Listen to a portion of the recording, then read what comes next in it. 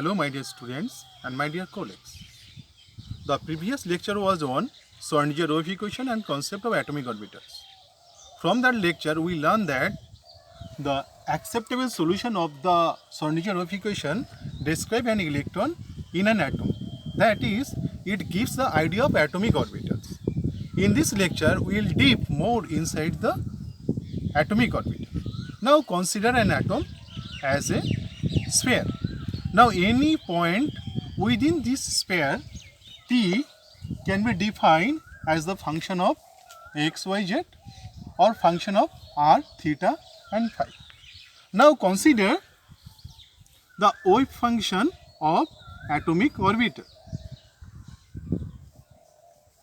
Now in the similar way the atomic orbital wave function can be defined as the function of x, y, z or as the function of r, theta, phi.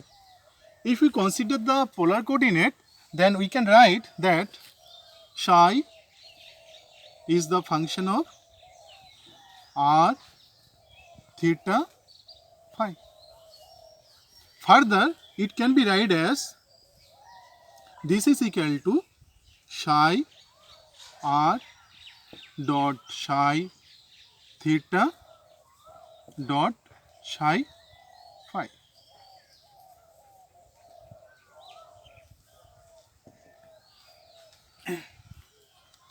Look at this part.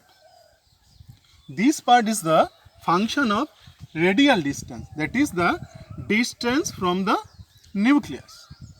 This part of the wave function is known as radial part of wave function.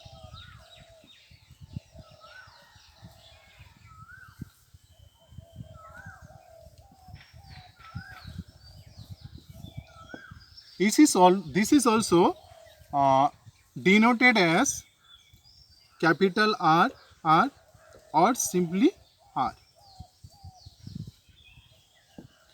This part of wave function depends on the quantum number n and l. You know, n is principal quantum number and l is azimuthal quantum number. And this part of the wave function depends on angle theta and angle phi. What is angle theta? You see here, theta is the angle between z axis and this line, and phi is the line between x axis and this line. So it is clear that this part of the wave function depends on the angle theta and phi. This part known as angular part of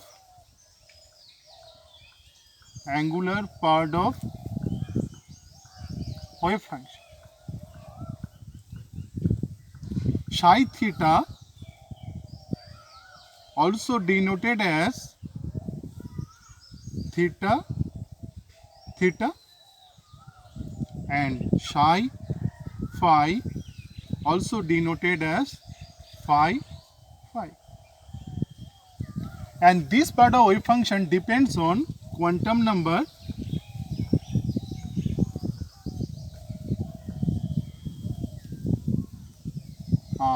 L and Ml. You know, L is azimuthal quantum number and Ml is magnetic quantum number. In this lecture, we will focus mainly on the radial part of wave function. So simply we can write here that the orbital wave function can be written as the product of radial part of wave function and the product of angular part of wave function. Now come to this part, that is radial part of wave function. So what is radial part of wave function? The part of the wave function which depends on the radial distance from the nucleus, and this is denoted as R, capital R. Now by solving Schrödinger equation we can get the expression for the radial part of wave function. For hydrogen like atom, the expression for the radial part of wave function, that is for 1s, 2s, 2p, 3s, 3p, 3d, will be like this. Here u is zr by a0, where a is the radius of first Bohr orbit for hydrogen atom, that is equal to a0 equal to 0.529 Armstrong, and z is the nuclear charge. So if you want to calculate the unit of r, then you will see that this part, that is this part, is unitless. So the unit of the radial part of wave function will depend on this factor. Here also this part is unitless, the unit will depend only this factor. So what will be the unit of r in SI unit? It will be equal to, basically this is the unit of z by a0. The unit of this will be the unit of r. So in SI unit, this will be equal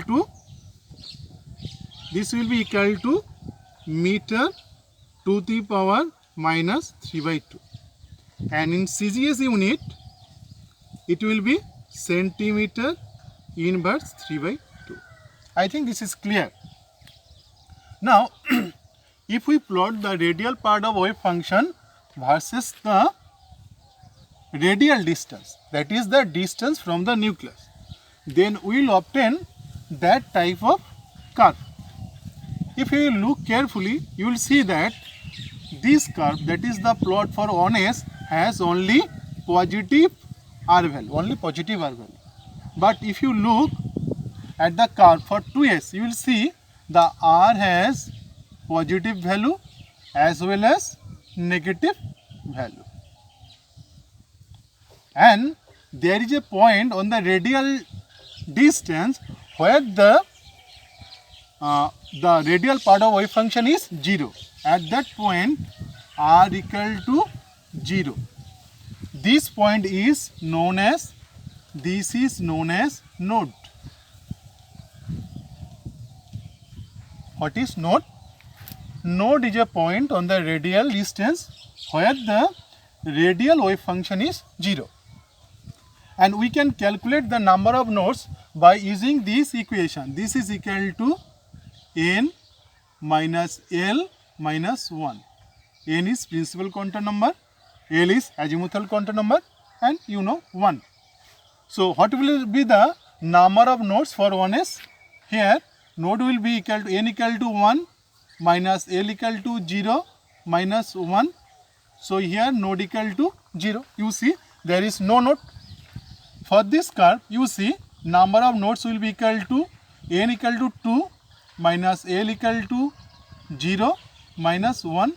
So here node equal to number of nodes is 1. This is the nodes.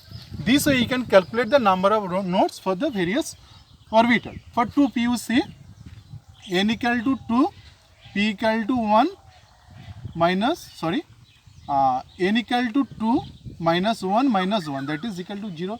That is, there is no nodes. Here 2 nodes. For 3p has 1 nodes, 3d has no nodes. I think this is clear. Now come to the point. What is the significance of radial part of wave function?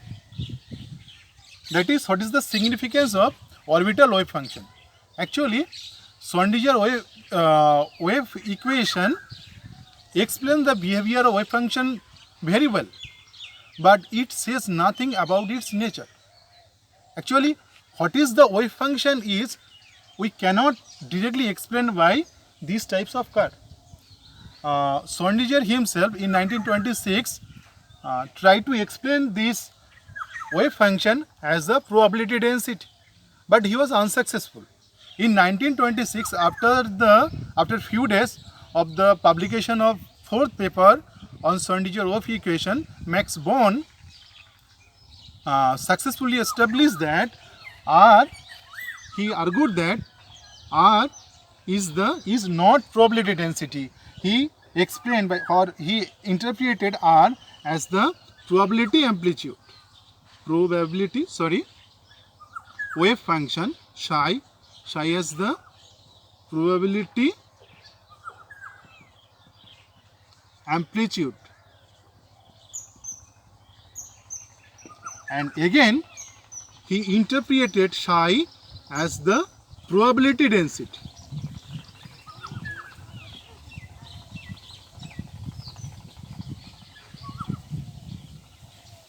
Now we will explain what is probability density.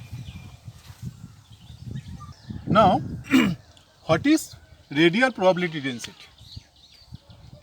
Suppose this is an atom, and if the electron is present into this dear volume, if our interest is what is the density of electron between these two concentric sphere. If the electron present in this volume, then what is the density of electron per unit volume? That is, probability density signifies that this is equal to probability of electron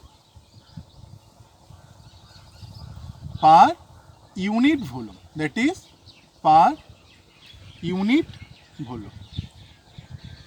What is this? If electron present in this small volume dV, then what is its density? Now our interest is not the electron density. Actually, what is the probability? So if we consider the probability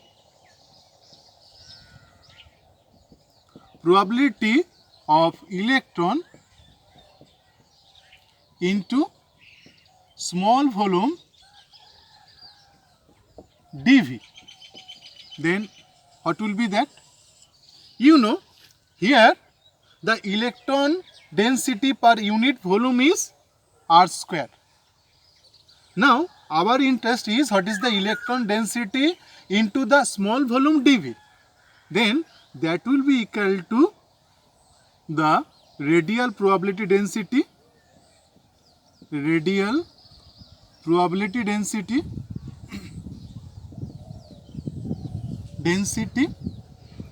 into the volume dV. Okay. Again you see, we know V equal to 4 by 3 pi RQ. So what will be dV? Then dV equal to 4 pi R square dr. So if we replace this value into this equation, then we will get probability equal to probability equal to R square dot 4 pi R square dr, or it can be write as this is equal to 4 pi R square, capital R square dr. So from this equation we can get the actual probability of finding an electron into this small space dV. Now this function, that is 4 pi R square dot capital R square, is known as, this is known as radial probability distribution function.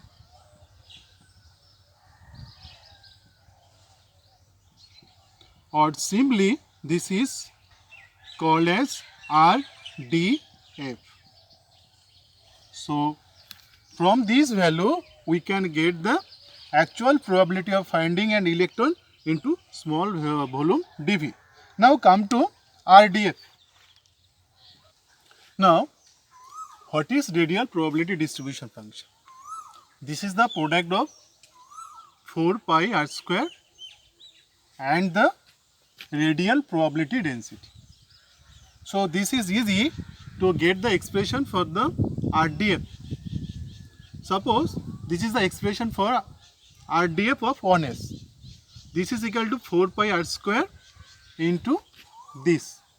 So this way we can get the expression for the RDF for different orbitals. Now come to the plots. RDF, these are RDF versus R. At all this direction, this is RDF.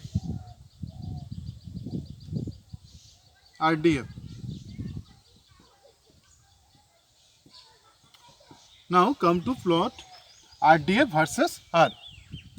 From this plot, directly we can able to get the probability of finding an electron at this radius. Suppose you consider this radius. This is equal to R. Then at the distance R, the probability of finding an electron is this. This is easy. Now come to that point. This is equal to R plus dr. At that point, the probability of finding electron is that. This is R and this is R plus dr. At this point, the probability of finding an electron is this, and at this point, that is at R plus dr, the probability of finding an electron is this. Now, your interest is what is the probability of finding electron between the between two concentric sphere R having radius R and R plus dr. That will be simply this area. That is, this area will give you the total probability of finding of an electron at volume dV. So, the probability of finding an electron in the small volume dV will be this. Now, consider the total probability an electron in an orbital. You know from the boundary condition that the total probability of finding an electron over the in an orbital is 1. So, if we integrate the total area, this will give you the total probability of finding an electron in an orbital. That must be equal to 1. That is, total area under this curve will be equal to 1. This is same for all the curve. The total area under this curve also be equal to 1. The total area under this curve will also be equal to 1. This is the total probability of finding an electron in an orbital. I think this is clear to you. And you see, this is the node. This is the node for 2s. 2p has no node. And 3s has 2 nodes. This one, 3p has 1 node. So this is the probability. This probability of finding an electron at any radius r, and this way we can get the probability of finding an electron at any radius at any volume dV. Now come to some basic features of these plots. If you look carefully at this curve, you will see at r equal to 0, RDF is 0. That is, at this point, this point, this point, this point, and this point, RDF is 0. Again, at r equal to infinity, RDF equal to 0. That is, at the infinite radius, the probability of finding an electron is 0. Actually, this gives you the idea of limiting size of orbital. That is, an orbital may not be a infinitely long. So this gives you the idea of limiting size of orbital. And second thing is R max value. look at this picture, you will see there is a point for 1 point or 2 point where the RDF is maximum. For that curve, you see at that point the RDF value is maximum. This radius is known as R max. R max. See here, 2S has two maxima. This is a maxima, this is a maxima. So this is also a R max, this is also a R max, and this is also a R max. But among these two R max, this is the largest R max. So the R max value where the probability of finding an electron is maximum is known as R max large.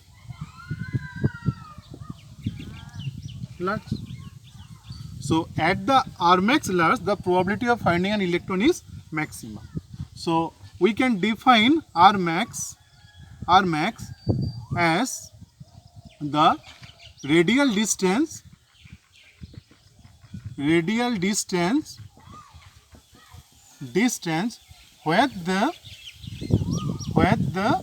probability of finding an electron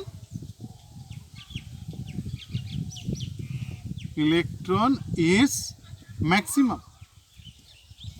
You see, for a particular orbital, suppose for S orbital, with increasing the number of principal quantum number of R max increases. So with increasing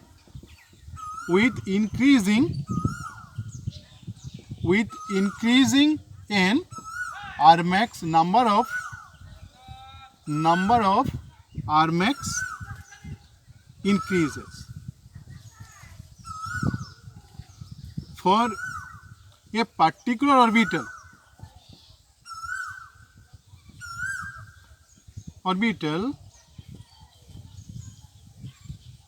the number of R max will be equal to, you see here, this is equal to n minus L. So for 1s, n equal to 1, L equal to 0. So it has 1 R max value. For 2s, n equal to 2 and L equal to 0. So it has 2 R max value. This way we can calculate the R max value. Again, from this expression, we are able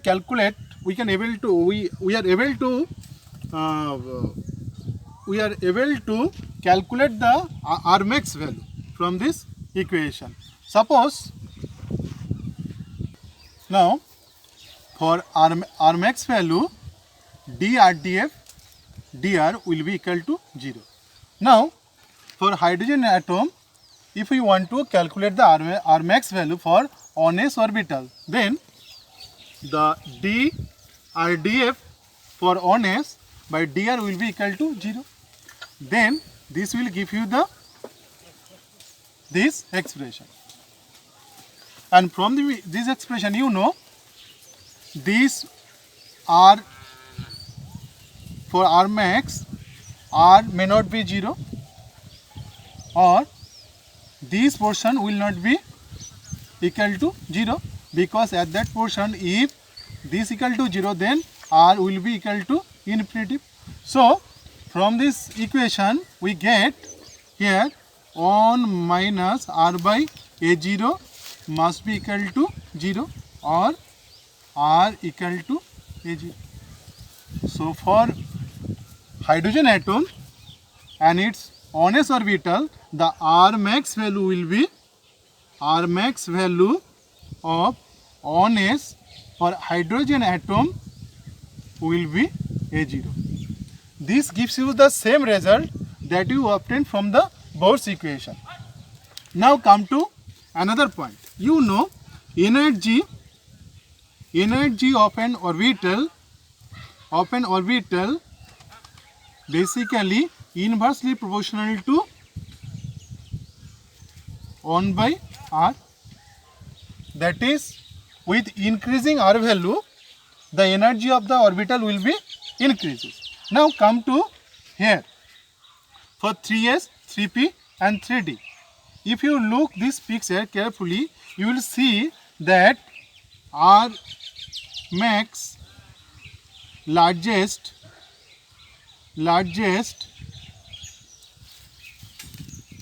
for 3s is greater than 3p greater than 3d. Now you can conclude that the energy of 3s is greater than 3p greater than 3d. Okay, but this does not happen because energy of an orbital not predicted by the r max value. Basically, energy predicted, this is predicted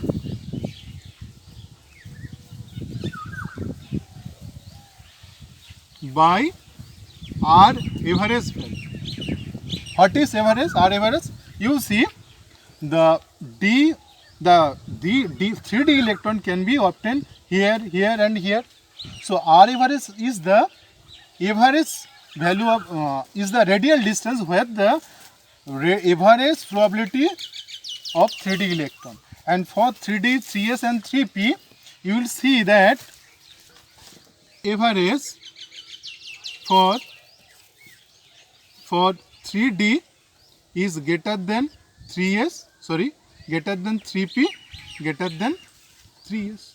So the energy sequence will be 3d greater than 3p greater than 3s.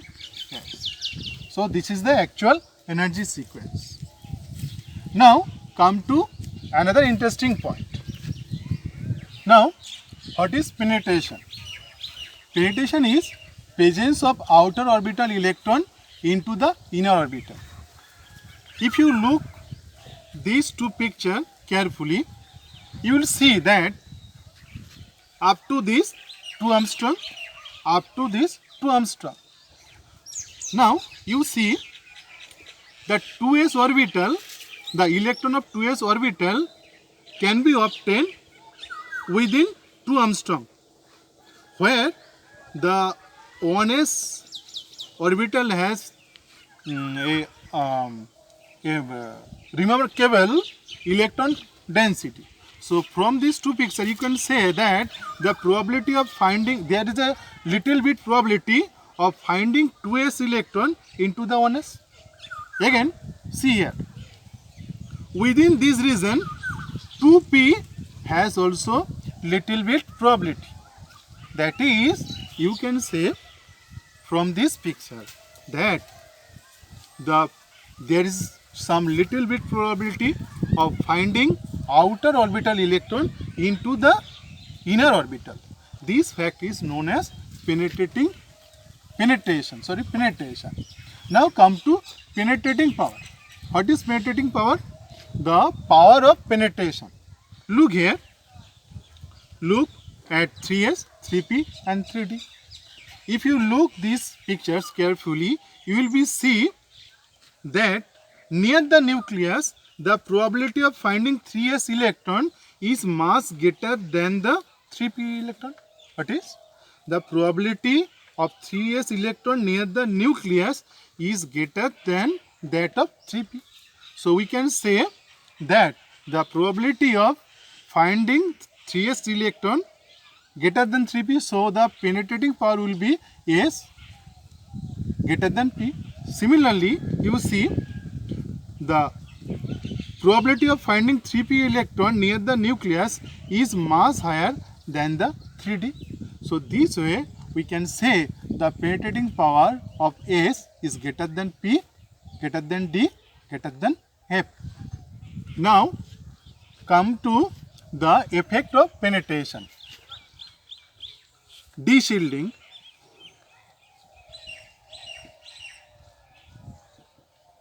and shielding. What is shielding and de-shielding? If you consider a Bohr orbit, then what will be that? This is your nucleus, this is your inner orbit, this is your outer orbit. You see here, the probability of finding the higher orbital's electron into the inner orbit is 0. That is, the inner orbital completely shielded, completely screen the outer electron. This is called shielding. That is, the electron of higher energy orbital cannot reach at the inner orbit. This is called shielding or complete shielding. But if you look this picture, you will see that from the penetration there is some probability of finding the higher energy orbital electron into the inner shell. This is called de-shielding, and this will affect the effective nuclear charge. And how the effective nuclear charge depends on these factors, this can be predicted by Slater rule. This can be predicted by Slater rule. So this is another topic. So that's all. So thank you. If you like this video, please subscribe the channel and send your comment in the comment box.